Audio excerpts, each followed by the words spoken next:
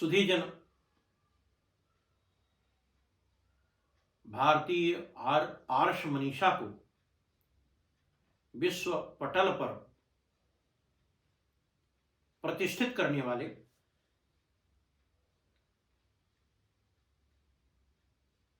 वेदांत की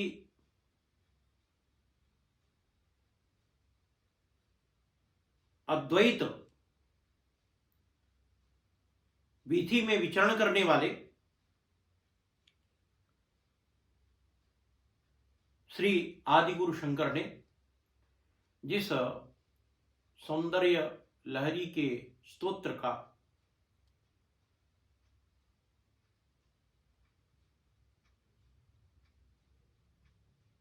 विधान लेखनी कंडूयन किया है,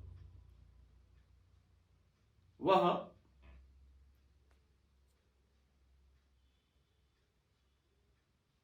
मां भगवती श्री राजराजेश्वरी महात्रिपुर सुंदरी की अनन्य विधाओं से, अनन्य भावों से और अनन्य मुद्राओं से की जाने वाली पूजा को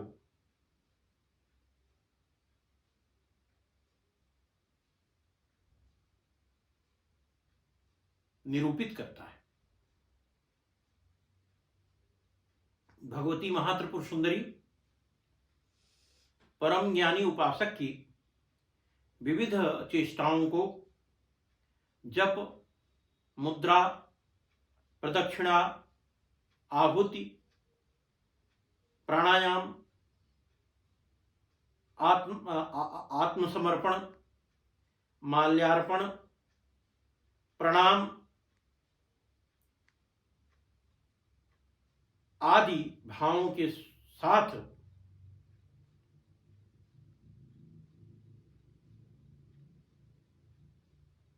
महाशक्ति की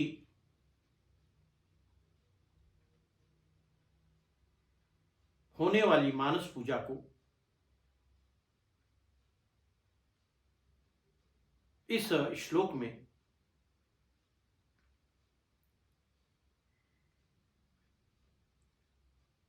ध्यान केंद्रित करने का जो विधान बनाया है वह श्लाघ्य है, स्तुत्य है, वंद्य है। और इस श्लोक में मां सरस्वती जो वाग्देवी हैं, वीणावादिनी हैं,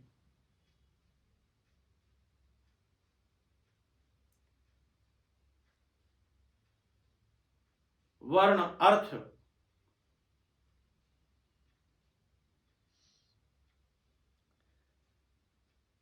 के संघों, रस, छंद, अलंकार, निरुक्त, ज्योतिष, व्याकरण और चतुर्वेदादि को प्रस्फुटित करने वाली हैं, ऐसी मां वीणा पाणी को भी इस श्लोक में श्री आदिगुरु शंकर ने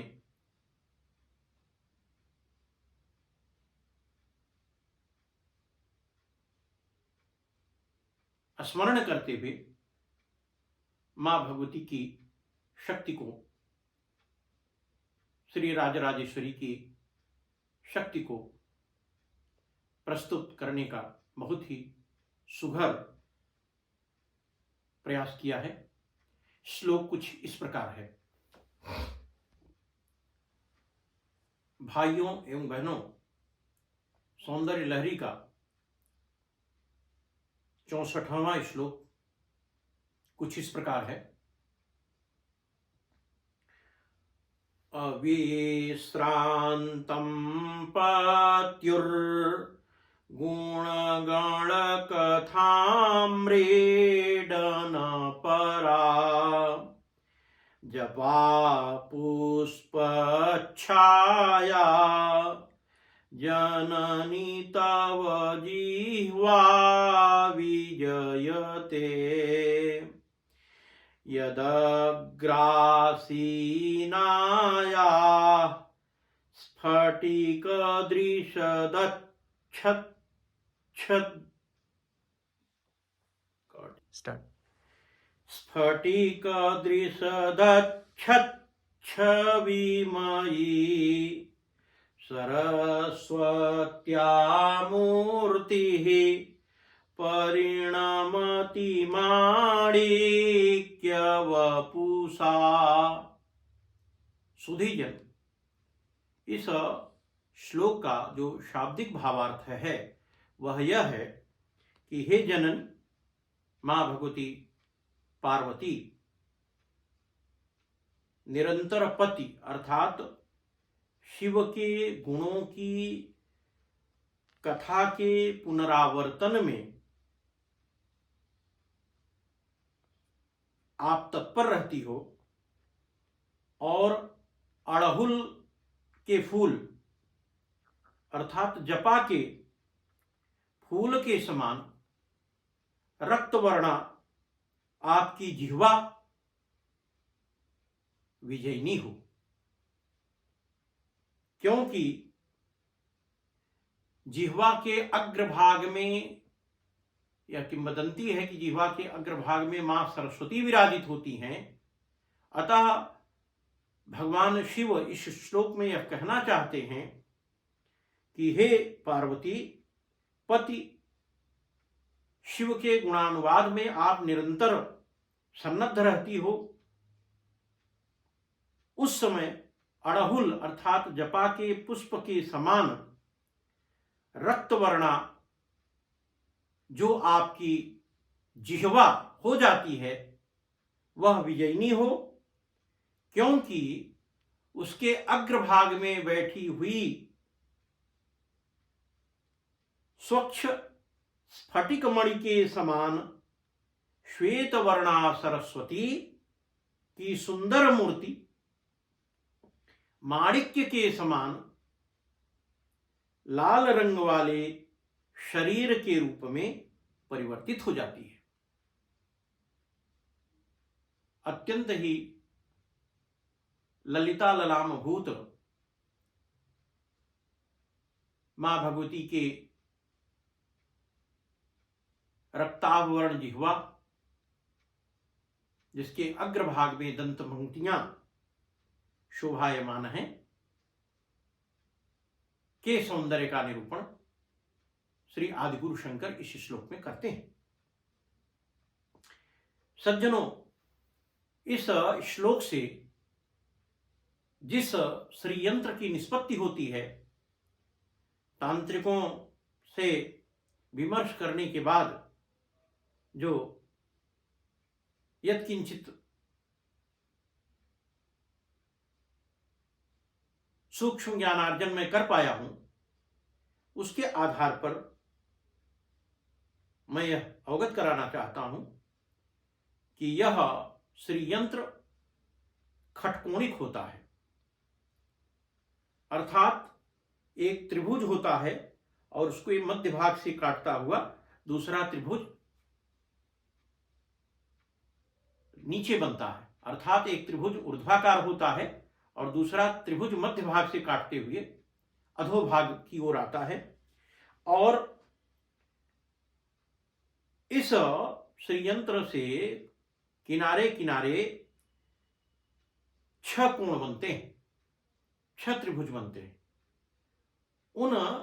6 त्रिभुजों में श्रीम श्रीम श्रीम श्रीम श्रीम श्रीम यह बीजाक्षर मंत्र टंकित होता है और उसके मध्य भाग में जो खटकोणिक हो जाता है उसमें क्लीम बीजाक्षर मंत्र अंकित होता है। यदि इस श्री यंत्र को स्वर्णपत्र पर यंत्राभिलिखित करके और गुड़, पायस, मधु, पक्वान्न के नैवेद्य का भोग लगाते हुए तथा प्राण प्रतिष्ठा के मंत्र से प्राण प्रतिष्ठित करते हुए इस श्री यंत्र को धारण किया जाए तो चाहे पुरुष हो चाहे स्त्री, यदि उनके शरीर जनित रोग हैं, विशेषकर स्नायु दौर्बल्य के जो रोग हैं, वे पूर्णतया शमित हो जाते हैं, ठीक हो जाते हैं, और उनका जो स्नायु दौर्बल्य है वह ठीक हो जाता है और शरीर काया निरोगी हो जाती है। यह इस श्लोक का और इससे अवतरित श्री यंत्र का महाप्रसाद है, फल है। धन्यवाद।